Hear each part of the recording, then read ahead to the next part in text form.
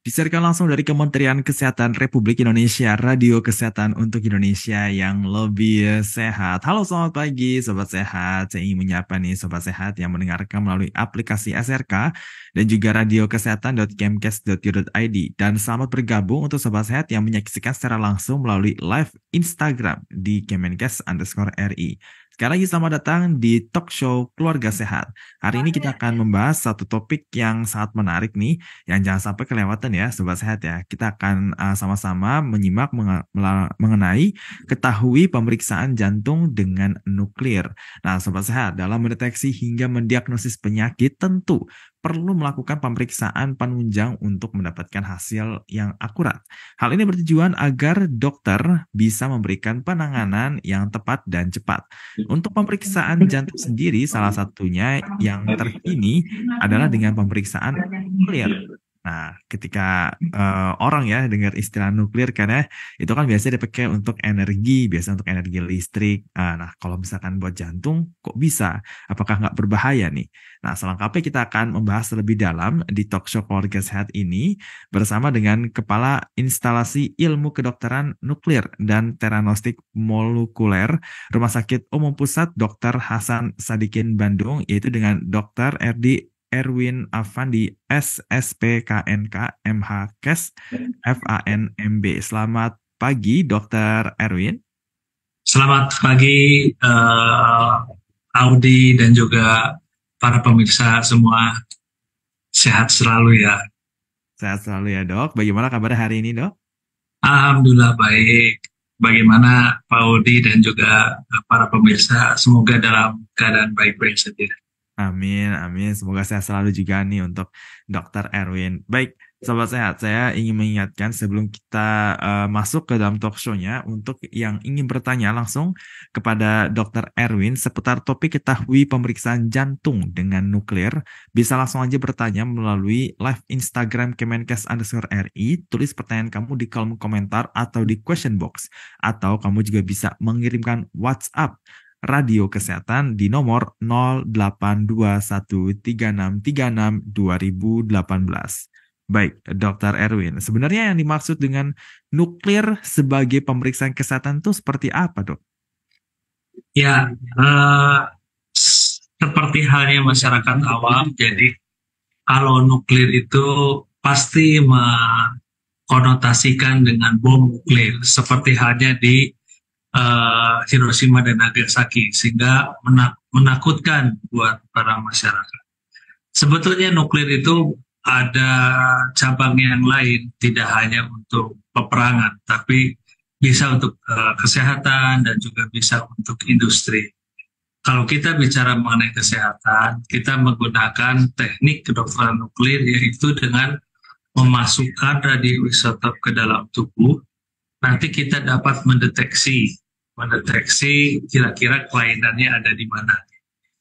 Lalu untuk penyakit-penyakit yang khusus lainnya seperti halnya penyakit gangguan fungsi tiroid, kanker tiroid, ataupun penyakit kanker yang sudah menyebar ke tulang, maka ada peranan juga dari kedokteran nuklir dalam mengobatinya, terutama untuk mengurangi rasa nyeri dan juga untuk mencegah terjadinya kekambuhan pada kanker tiroid.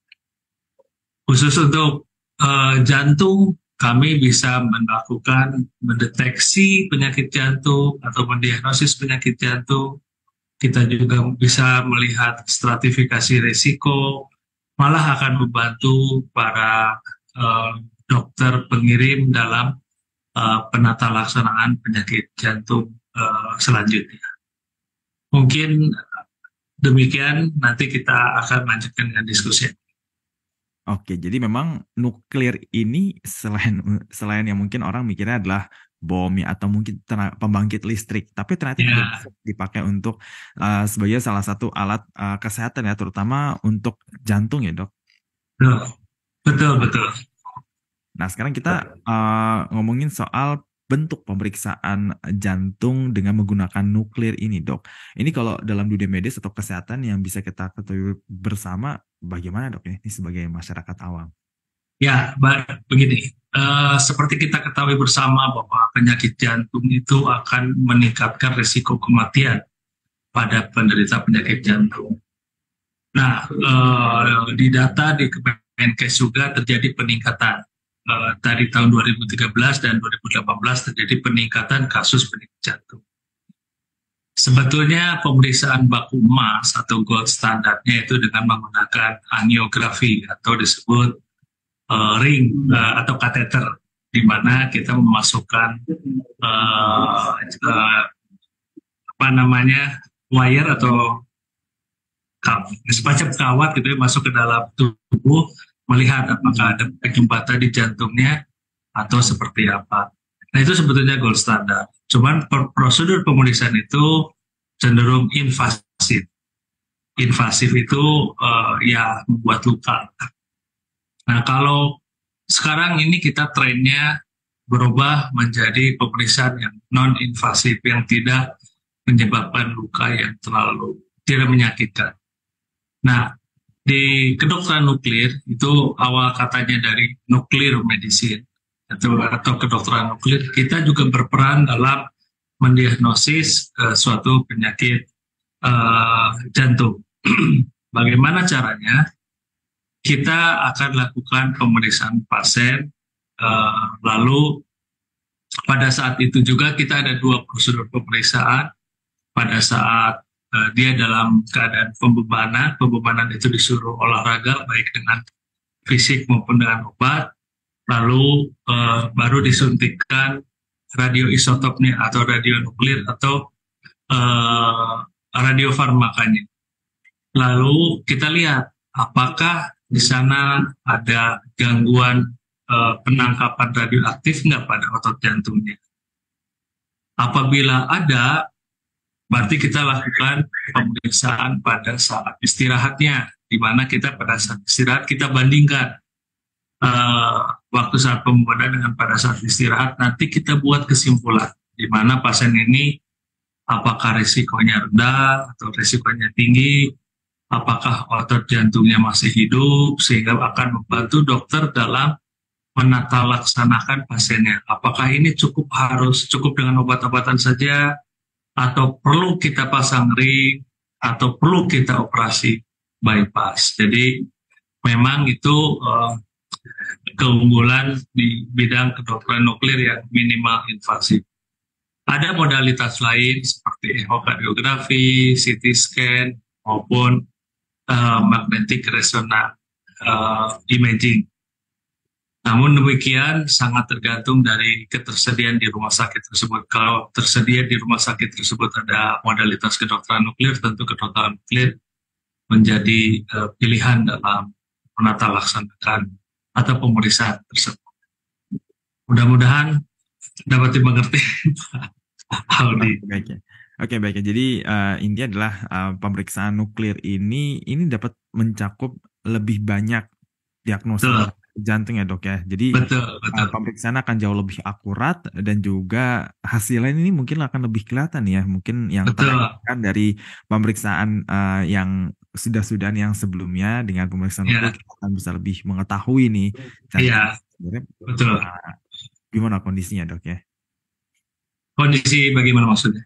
Maksudnya dari pemeriksaan nuklir ini kita akan lebih mengetahui jantung itu sebenarnya seperti apa kondisinya seperti itu. Ya, jadi dari pemeriksaan jantung itu kita bisa melihat ada berapa pembuluh darah yang terkena penyumbatannya, ada berapa area penyumbatannya, terus apakah fungsi jantung kirinya masih baik atau sudah mulai menurun. Terus apakah otot jantungnya masih hidup atau sudah mati. Nah, informasi-informasi itu tentunya akan membantu para dokter dalam penata laksanaan pasien tersebut, sehingga dokter akan melakukan pengobatannya secara presisi berdasarkan pemeriksaan-pemeriksaan yang lain.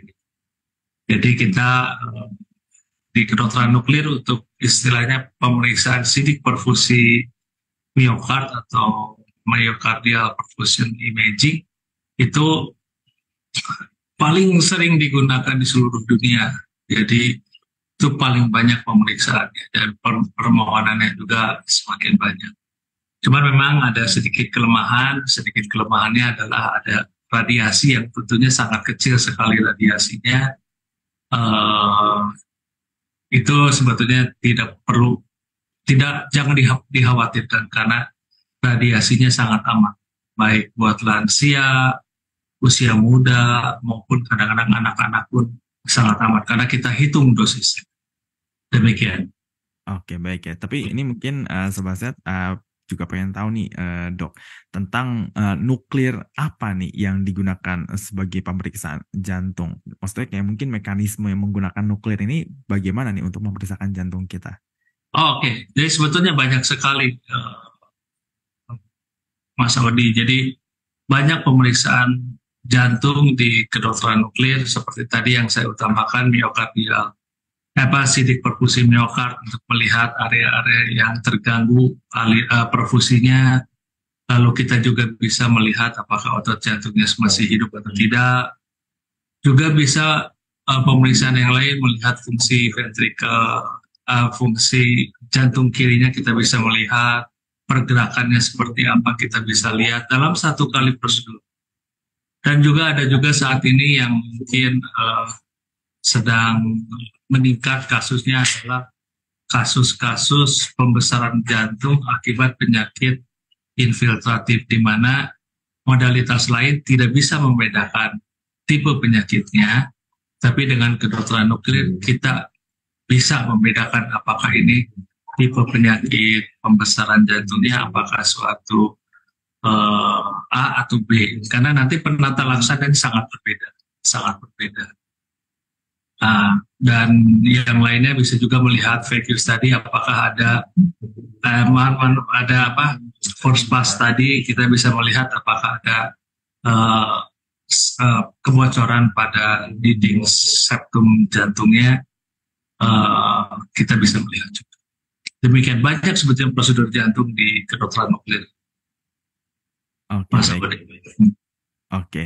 Nah, kalau gitu Dok, ini kapan seseorang ini akhirnya bisa mendapatkan pemeriksaan jantung dengan menggunakan nuklir nih?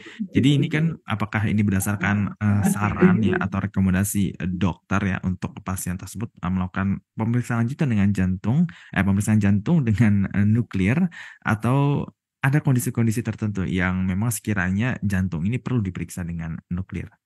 Oke. Baik, jadi sebetulnya ini kami itu sangat tergantung daripada dokter perujuk. Dokter perujuk itu seperti halnya spesialis jantung, spesialis bedah jantung, dan lainnya. Nah, sebetulnya kita bisa dokter-dokter referring physician atau dokter perujuk itu dia bisa menentukan, oh ini pasien stratifikasi atau probability testnya atau tes kemungkinannya kalau sangat rendah, tentunya mereka akan memilih CT scan. Tapi kalau dia sudah masuk ke intermediate atau high risk, mereka memerlukan ischemic imaging atau pencitraan iskemik atau pencitraan fungsional. Dari pencitraan fungsional ini ada berbagai macam, ada kedokteran nuklir dengan menggunakan kamera SPECT dan PET scan atau MRI. Kalau sudah very high risk, itu tidak ada lagi pemeriksaan penunjang, langsung aja dilakukan tindakan angiografi kalau very high risk.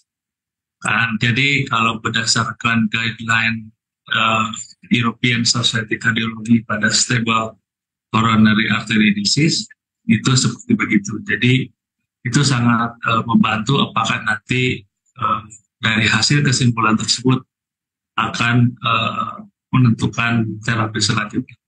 Tentunya mungkin untuk masyarakat lebih mengenal dengan baik dengan istilahnya MRI atau echokardiografi atau CT scan.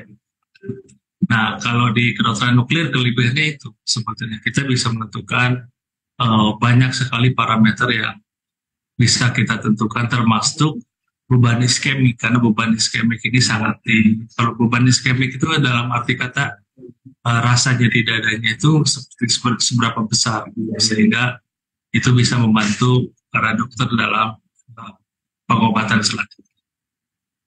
Oke. Begitu, Mas Andi.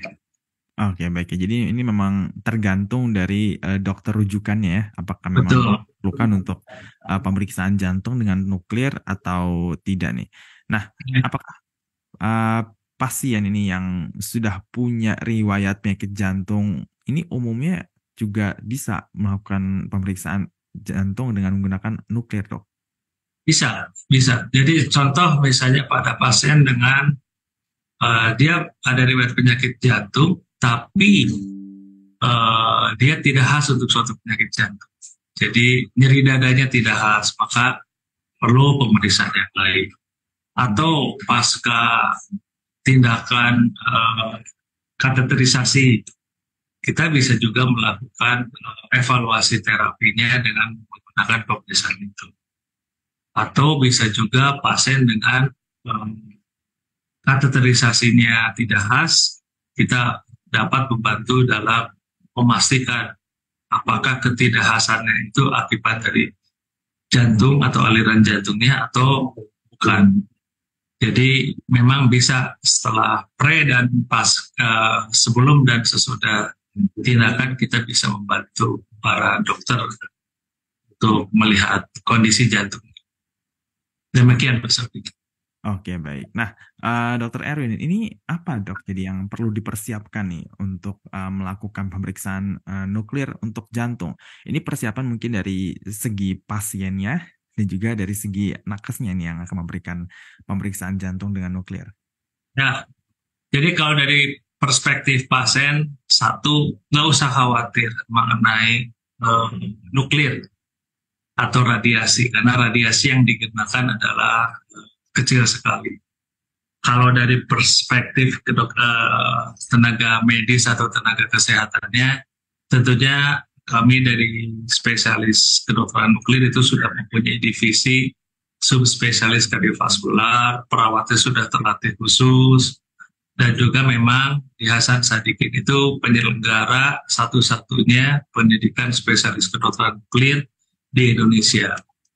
Jadi kalau dari segi nakes ya harus yang mempunyai kompetensi, tidak hanya kompetensi dalam spesialis kedokteran nuklir, juga kompetensi dalam hal apabila terjadi kegawatan dalam pemeriksaan kita sudah bisa menanggulangi. Kadang-kadang kami juga kalau pasien-pasien yang berisiko sangat tinggi, kami suka mengajak sejawat dari kardiologis untuk melakukan pemeriksaan bersama atau berdiskusi bersama dalam menentukan kesimpulan dan lain-lain. Demikian. Oke, baik ya. Jadi seperti itu ya persiapan untuk melakukan pemeriksaan jantung dengan nuklir ya bagi sobat sehat ya. Jangan khawatir, jangan takut ya. Intinya ini semua aman.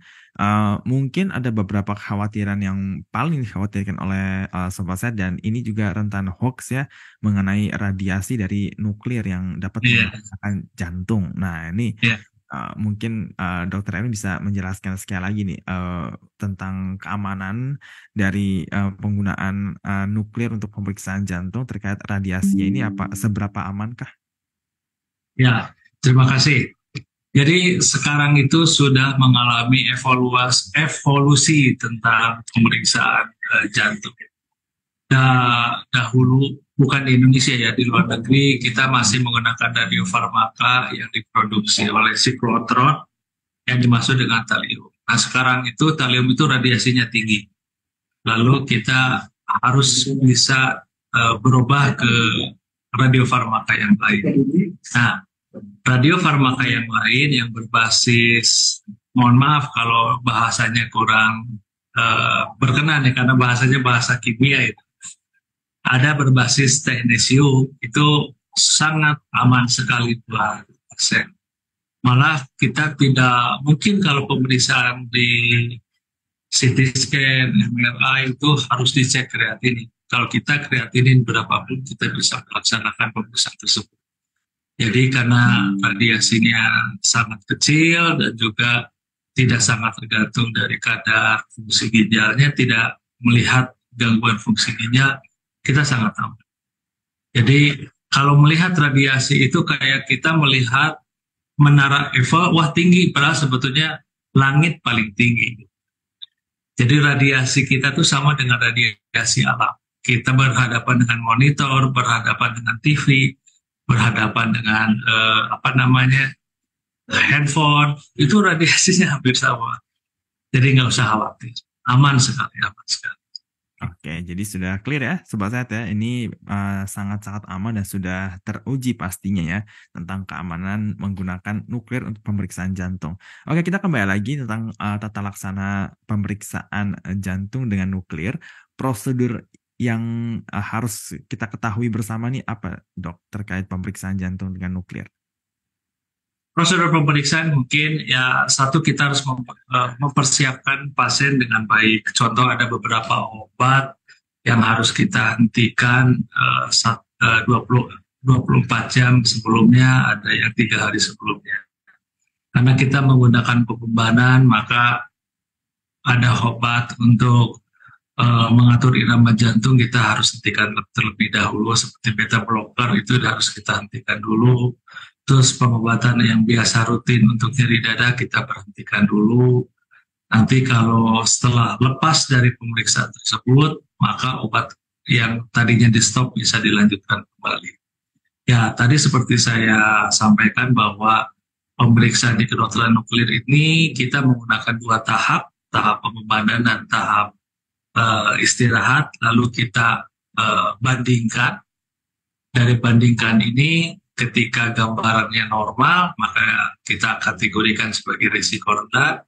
Kalau gambarannya sedang atau ada area yang kurang menangkap radioaktivitas, maka kita dikategorikan sedang. Tapi kalau berat itu sudah sangat luas, Jadi kita harus, nah sangat luas ini nanti juga akan para kardiologis ataupun yang lainnya, disiplin ilmu lainnya akan memikirkan ini kira-kira teknik selanjutnya seperti apa. Jadi sebetulnya persiapan dan proses prosedurnya seperti begitu. Nah, untuk pembebanan mungkin tidak hanya dengan lari seperti treadmill, sangat tergantung ketika pasien itu tidak mampu untuk dilakukan treadmill, kita lakukan dengan pembebanan dengan obat-obatan seperti pemberian adenosin maupun dobutamine. Tentunya kita harus mengawasi dengan ketat pasien-pasien tersebut dalam prosedur pemeriksaan. Begitu, Mas Saudi. Baik, oke, terima kasih Dokter Erwin. Dan saya sebelum masuk ke pertanyaan selanjutnya, saya mau nyapa dulu nih Sobat Sehat yang sudah kasih sapa salam di kolom komentar Kemenkes_RI. Ada Lucy_Nur12 di Madiun hadir ya. Selamat pagi untuk Lucy_Nur12 dan juga Erf_An43 pagi Magetan hadir. Waduh, ini dari Madiun sama Magetan sudah hadir nih ya. Terima kasih ya sapa salamnya Sobat Sehat. Semoga sehat selalu untuk Lucy_Nur12, Erf_An43 dan juga Sobat Sehat yang menyaksikan talk show Keluarga Sehat di live Kemenkes_RI maupun yang mendengarkan secara streaming di aplikasi SRK maupun radiokesehatan.kemkes.go.id. Oke, saya mau lanjut nih ngobrol-ngobrol sama Dokter Erwin. Berapa lama waktu yang dibutuhkan, Dok, dalam pemeriksaan ini? Dan setelahnya ini apakah ada perawatan lanjutannya nih atau mungkin follow up ini seperti apa? Oke, baik, terima kasih Mas Saudi, pertanyaan yang sangat baik.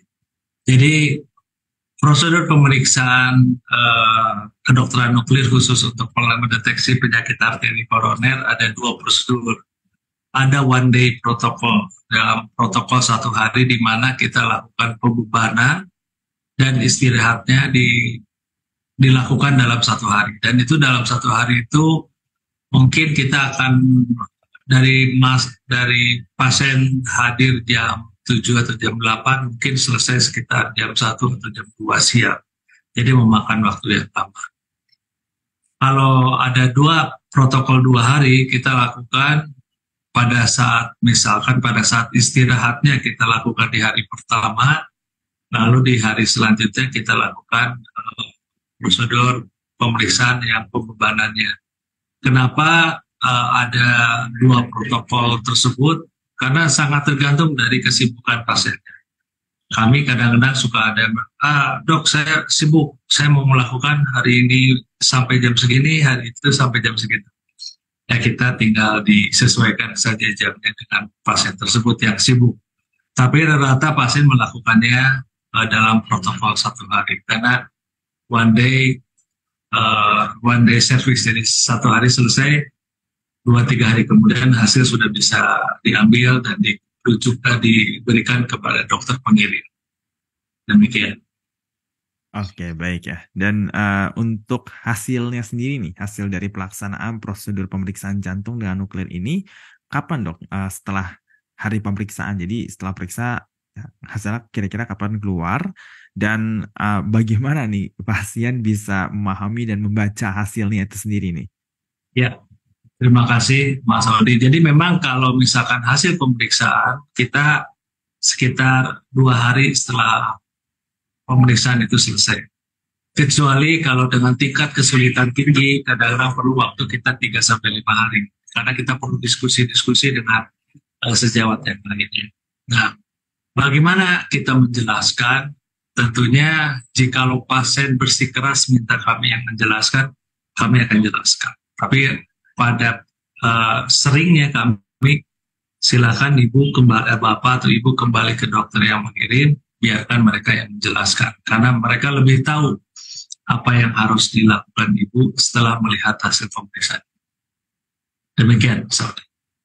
Oke, jadi memang sebaiknya dikasih ke dokter yang merujuk ya, supaya Betul, juga yang jelasin dan penanganan selanjutnya seperti apa juga supaya bisa betul, memberikan diagnosa betul, betul. akurat ya dok ya. Iya, betul. Jadi biar tidak tumpang tindih, kalau kata saya nanti, oh ini harus dilakukan tindakan kata dokter jantung. Oh nggak usah, kan tumpang tindih jadi biar dokter yang mengirim aja. Iya betul sekali. Jadi itu menghindari miskomunikasi ya. Ya, Kalau betul. kita nggak ngerti cara bacanya, mendingan ya udah kasih aja sama dokter yang rujuk ya dok ya. Iya, gitu. Oke, nah selanjutnya nih, tadi kita sudah membahas soal keamanan. Nah, tapi bukan cuma soal keamanan, soal radiasi aja nih yang mungkin jadi concern sobat sehat, tapi efek sampingnya, ini ada nggak, dok, efek samping dari pemeriksaan pakai nuklir ini? Selama ini saya belum melihat adanya efek samping. Jadi mungkin efek samping itu adalah ketika pembebanan. Ketika pembebanan, bukan efek samping ya, risiko-risikonya. Kalau efek sampingnya kita biasanya paling sering hematom akibat pemasukan alat kesehatan ke dalam pembuluh darah. Selebihnya sih nggak ada, karena kami juga selalu menanyakan apakah ada riwayat alergi atau tidak. Nah, dari hasil-hasil dari semua prosedur pemeriksaan, hasil pemeriksaan, setelah kami baca, ya baru kami kirimkan ke dokter pengirim. Jadi efek samping cenderung saya, ya mudah-mudahan jangan ya, jangan sampai terjadi. Sampai saat ini kita belum ada kejadian yang aneh. Oke, baik ya. Jadi belum ada nih ya efek samping yang benar-benar membahayakan keselamatan pasien. Oke. Nggak. Oke. Nah, apakah ada kondisi tertentu dari pasien nih yang memang nggak bisa untuk mengikuti pemeriksaan nuklir untuk jantung? Atau mungkin saat berlangsungnya pemeriksaan ini ada suatu kondisi nih, jadi harus diberhentikan nih pemeriksaannya. Ya, itu banyak sekali, Mas Aldi. Kalau ketika prosedur pemeriksaan, kita terminasi istilahnya atau dihentikan.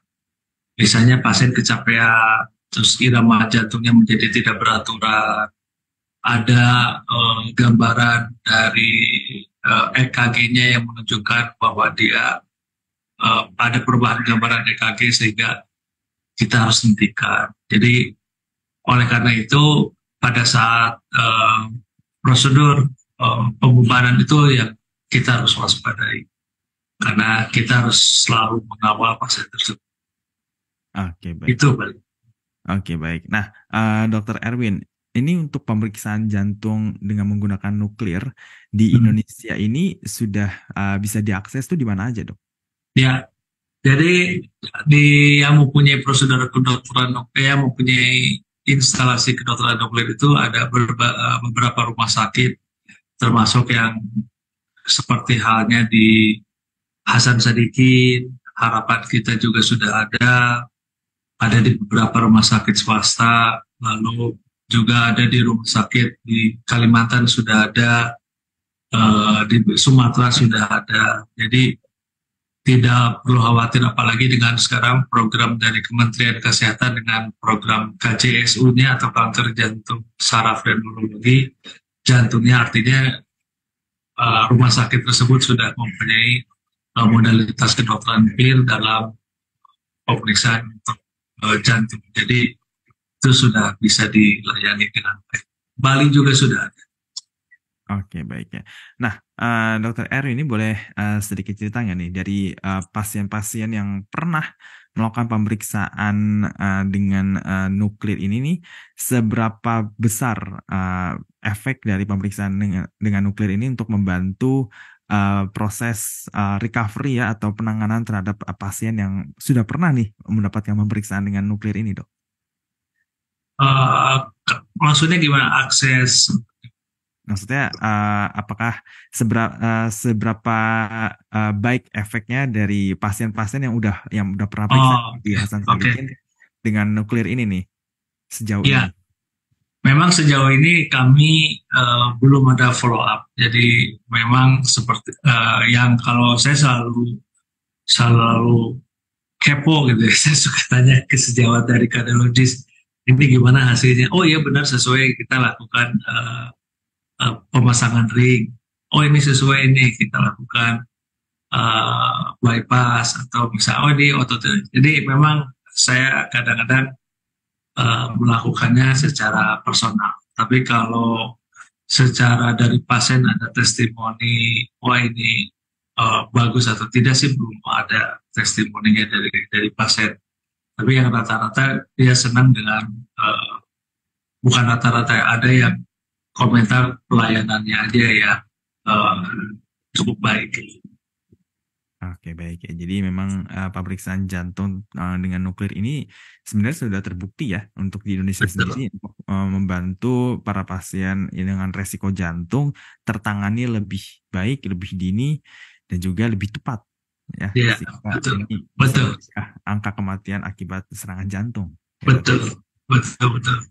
Oke, Dokter Erwin dan juga sobat sehat, kita akan jeda terlebih dahulu. Saya ingin mengingatkan untuk sobat sehat nih yang mau bertanya seputar pemeriksaan jantung dengan menggunakan nuklir kepada Dokter Erwin, bisa langsung aja tulis pertanyaan di Instagram Kemenkes_RI. Tulis pertanyaan kamu di kolom komentar atau di question box, atau bisa mengirimkan melalui WhatsApp Radio Kesehatan di 0821 3636 2018. Kita akan kembali lagi dengan setelah pesan-pesan sehat berikut ini. Tetap bersama kami di Talk Show Keluarga Sehat.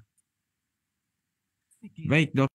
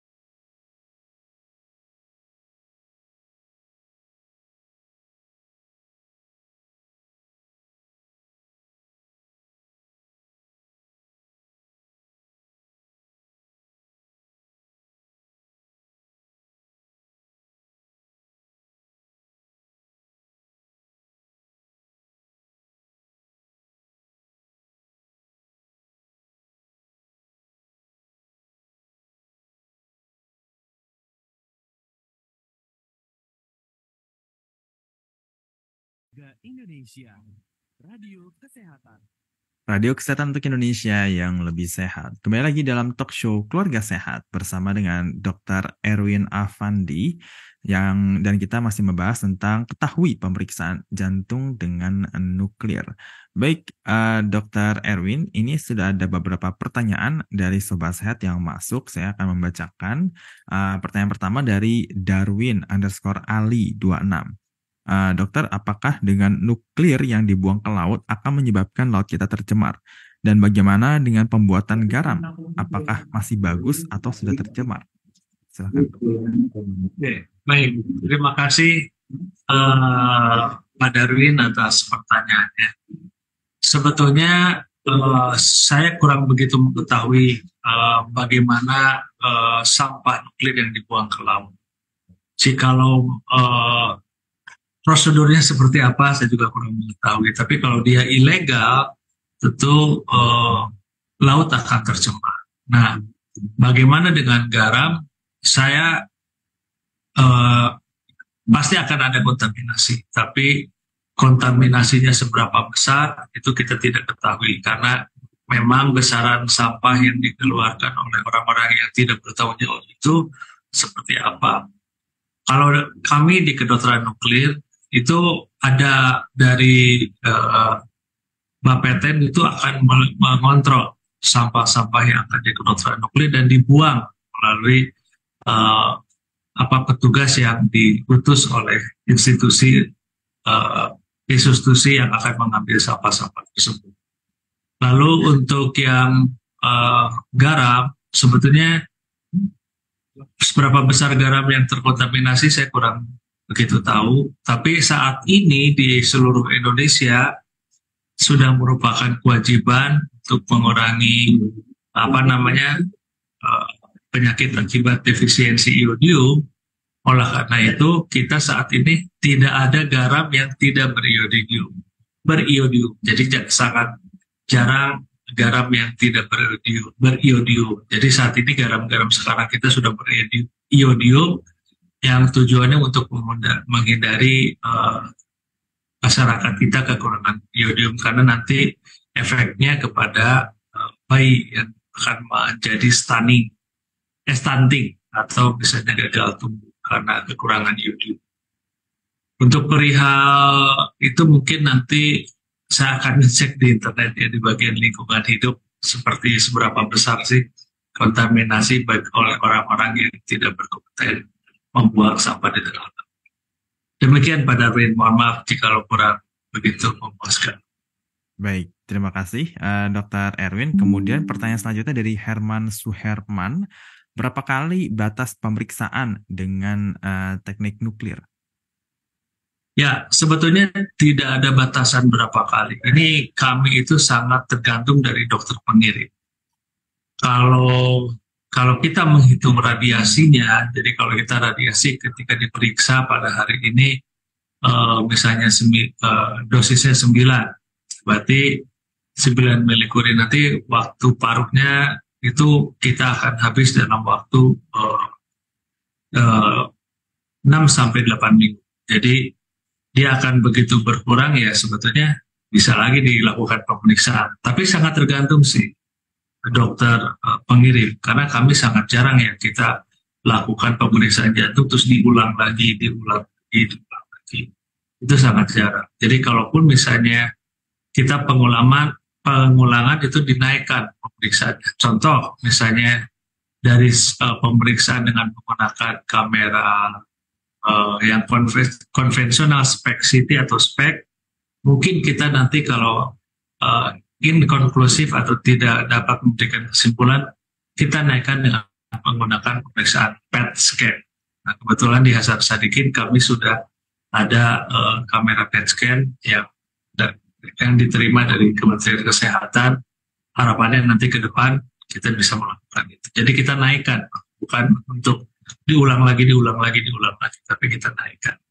Karena kalau diulang lagi berarti penyakitnya masih tetap ada gitu, nyeri terus, jadi kita naikkan sehingga biar pasiennya morbiditasnya atau angka kehidupannya bisa biar terjamin lebih baik, kualitas hidupnya lebih baik lagi. Demikian, Mas Tony. Baik, terima kasih Dr. Erwin atas jawabannya. Baik, Sobat Sehat, kita sudah memasuki penghujung talk show keluarga sehat. Sebelum kita tutup talk show pada pagi hari ini, boleh Dr. Erwin untuk memberikan pesan-pesan sehat kepada Sobat Sehat yang mendengarkan. Silakan, Dok. Baik, terima kasih. Mungkin pesan sehat untuk masyarakat adalah satu, perbaiki kualitas hidup.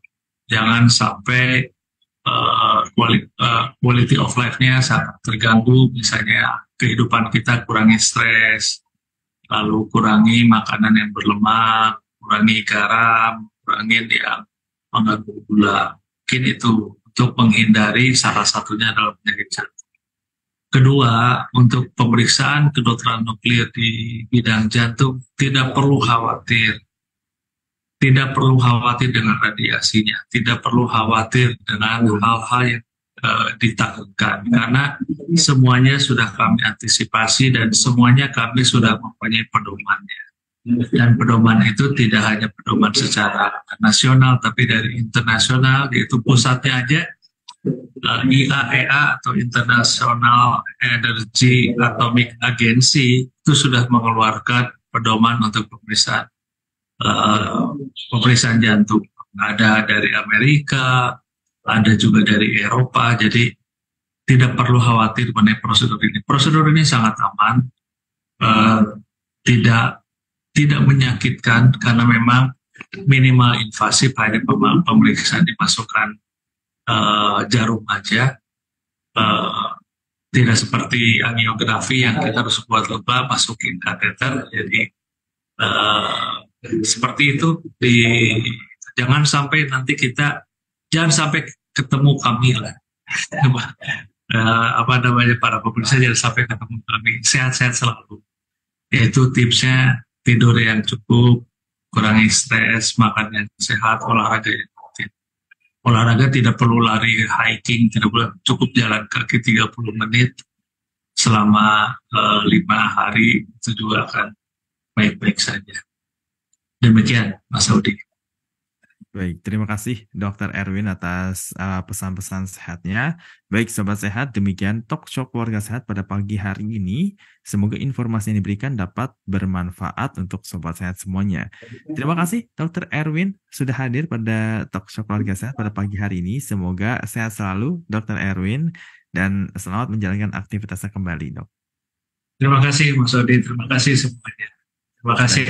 Kesehatan. Baik, terima kasih Dr. Erwin. Baik, Ya. Sobat Sehat, kita akan kembali lagi ke Indonesia Sehat Pagi. Dan saya bersama Dr. Erwin pamit undur diri dan saya ucapkan salam sehat.